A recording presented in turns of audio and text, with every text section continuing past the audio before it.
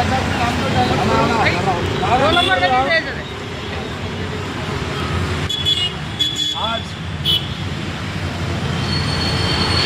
नवंबर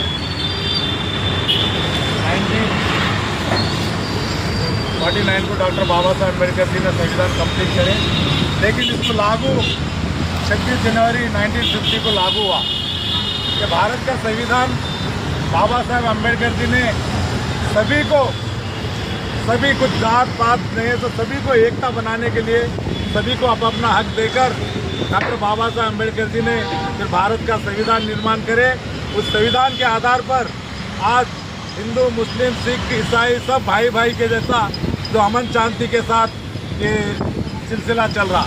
और बाबा साहब अम्बेडकर जी ने संविधान नहीं लिखते तो आज देश में कईयों तरह के लोग जो मनवादी है, जो आतंकवादी लोग हैं, ये देश को हिंदू राष्ट्र घोषित करके सब कुछ भाई भाइयों में झगड़ा लगाने का काम ये लोग आरएसएस बीजेपी वाले कर रहे हैं।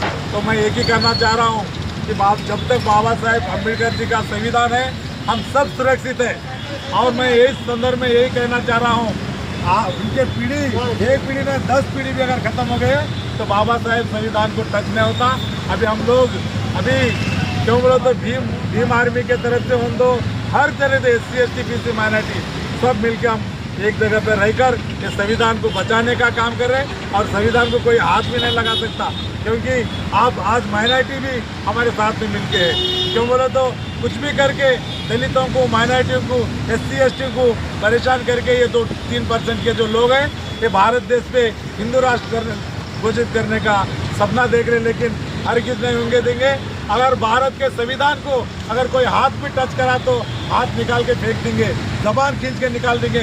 खबरदार इस संदर्भ में बाबा साहब के संविधान के बारे में या बाबा साहब के लिए कोई अवरेख है, कोई मिश्रा बोल के हलाल का 1% का नहीं है, वो बोल रहा कोई BN राव संविधान लिखे। अरे BN राव तो बाबा साहब के लिए चाय पानी लाने का काम करते थे, उनके बर्तन धोने का काम करते थे। और मिश्रा, शर्मा, वर्मा जो भी है, तुम ये याद रखना बाबा साहेब अम्बेडकर तुम्हारे जीजा है, क्योंकि तुम्हारे दीदी को पूछो, ब्राह्मण के बच्चे से शादी करे थे इसलिए उन्होंने तुम्हारे जीजा बन गए। जीजा की इज्जत की जाती है, लेकिन तुम लोग जो निकल के पीछे जो चोरी से उन्होंने लिखा इन्होंने लिखा, ये अगर जब भी लिखने का था तो बाबा साहब के पास आने की नौबत ही नहीं पड़ती थी।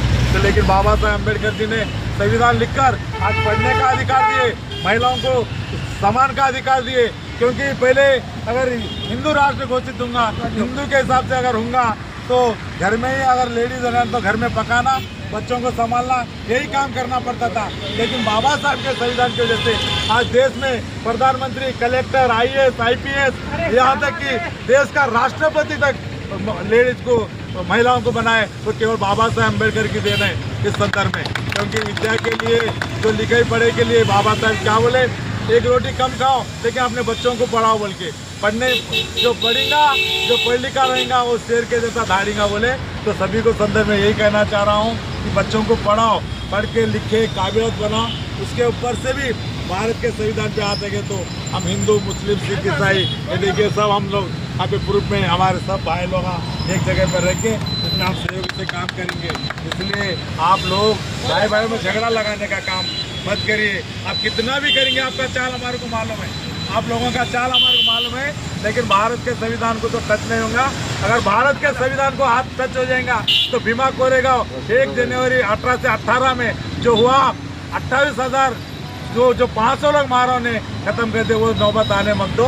यही करते हुए आज सब भाई लोग आए, हमारे शरफुद्दीन साहब, हमारे जावेद साहब, सुधाकर साहब, संदीप साहब, हमारे नामदेव साहब, सभी को और एक बार यहाँ पे आके प्रोग्राम को सक्सेस करे। हमारे खास लीडर हमारे सरताज भाई, इनको भी शुक्रिया, इनका भी सब करे इसके लिए यहाँ पे सभी